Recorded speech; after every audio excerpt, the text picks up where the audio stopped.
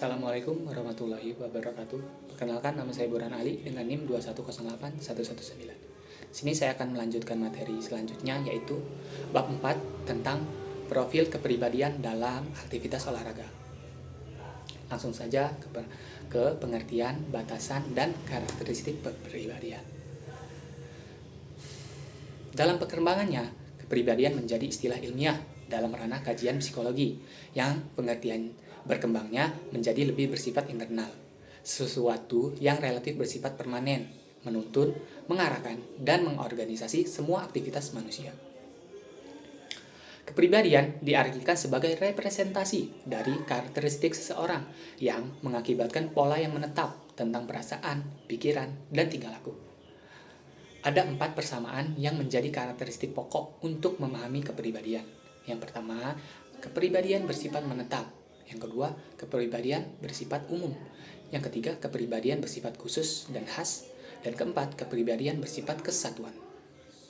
Dilihat dari keempat karakteristik tersebut, kepribadian, maka dapat diartikan kepribadian sebagai suatu totalitas karakteristik individu yang menyebabkan pola-pola yang bersifat menetap dan khas dalam hal pikiran, perasaan, dan tingkah lakunya sekaligus membedakan dengan orang lain.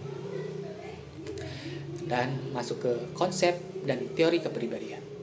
Teori kepribadian ada 4. Yang pertama ada teori psikodinamik. Teori ini sering disebut juga teori psikoanalisis. Teori psikoanalisis merupakan teori yang komprehensif di antara teori-teori kepribadian yang lain. Teori ini didasarkan terutama pada analisis diri dan observasi klinis yang dilakukan secara luas terhadap para penderita penyakit neurotik. Ada 2 penekanan pokok dari teori ini dalam kaitannya dengan kepribadian, yaitu pengetesan secara mendalam terhadap keseluruhan pribadi individu dan penekanan pada motif-motif yang tidak disadari. Struktur kepribadian. Nah, kepribadian adalah sebuah struktur yang memiliki 3 aspek penting, yaitu aspek biologis, aspek psikologis, dan aspek sosiologis. Aspek biologis bersifat mementingkan diri sendiri dan tidak menghiraukan prinsip-prinsip sosial dan realitas. Aspek psikologis adalah aspek sandaran yang berorientasi pada realitas kepribadian yang muncul untuk memuaskan kebutuhan-kebutuhan dari aspek biologis. Nah, kalau aspek sosiologis merupakan aspek moral dari kepribadian yang memiliki fungsi utama untuk menentukan apakah suatu itu benar atau salah, pantas atau tidak, susila atau tidak, dan dengan demikian pribadi dapat bertindak sesuai dengan moral masyarakat. Yang kedua ada teori belajar sosial. Nah, teori belajar sosial ini bisa kita artikan sebagai sebuah fungsi dari pengalaman individu dan lingkungan. Sesuai dengan pengertian ini, sesungguhnya menurut teori belajar sosial ada interaksi timbal balik antara faktor pribadi, lingkungan, dan tingkah laku dalam kaitannya dengan kepribadian. Hubungan saling mempengaruhi antara ketiga faktor tersebut merupakan proses pembentukan kepribadian seseorang. Nah, dalam teori belajar sosial ada 2 mekanisme nih dalam pokok seseorang untuk belajar. Nah, yaitu melalui pemodelan dan penguatan sosial. Pemodelan atau perilaku meniru berkenaan dengan perilaku belajar melalui observasi.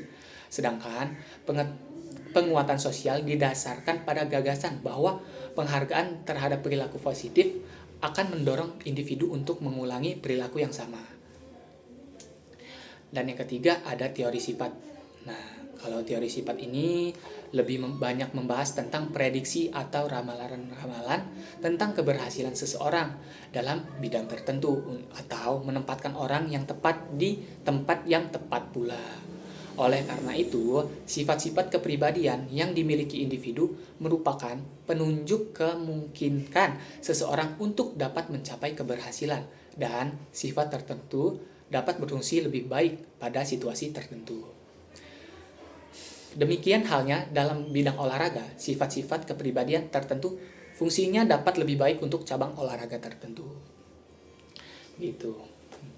Nah, kepribadian itu dipengaruhi oleh faktor genetik dan lingkungan Faktor genetik adalah faktor yang berasal dari dalam diri individu, sedangkan faktor lingkungan atau environment adalah faktor yang berasal dari luar individu. Terdiri atas 4 subfaktor, yaitu subfaktor dari budaya, kelas, keluarga, dan teman sebaya. Kedua faktor tersebut selalu berinteraksi satu sama lain dalam mempengaruhi kepribadian. Oleh karena itu, perkembangan kepribadian merupakan sebuah interaksi antara faktor keturunan dengan lingkungan. Nah, untuk mengetahui dari kepribadian itu ada 2 jenis tes nih. Tes psikologis yang umumnya digunakan untuk mengetahui kepribadian, yaitu tes psikometrik dan tes proyektif. Tes psikometrik adalah tes yang terstruktur dan dirancang untuk mengukur kecerdasan, bakat, dan sifat-sifat kepribadian. Tes proyektif adalah pengukuran yang tidak terstruktur dan bersifat subjektif. Tes ini mengukur aspek-aspek perilaku yang tidak disadari dan diperoleh melalui metode kualitatif.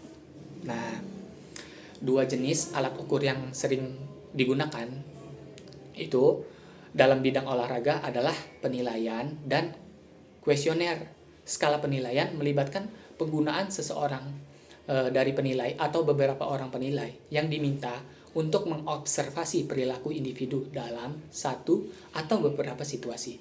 Umumnya ada 2 jenis situasi dalam pengukuran kepribadian yang bisa menggunakan skala penilaian, yaitu interview dan observasi penampilan. Baik, begitu saja teman-teman yang bisa saya sampaikan. Lebih dan kurangnya saya mohon maaf. Wassalamualaikum warahmatullahi wabarakatuh. Terima kasih.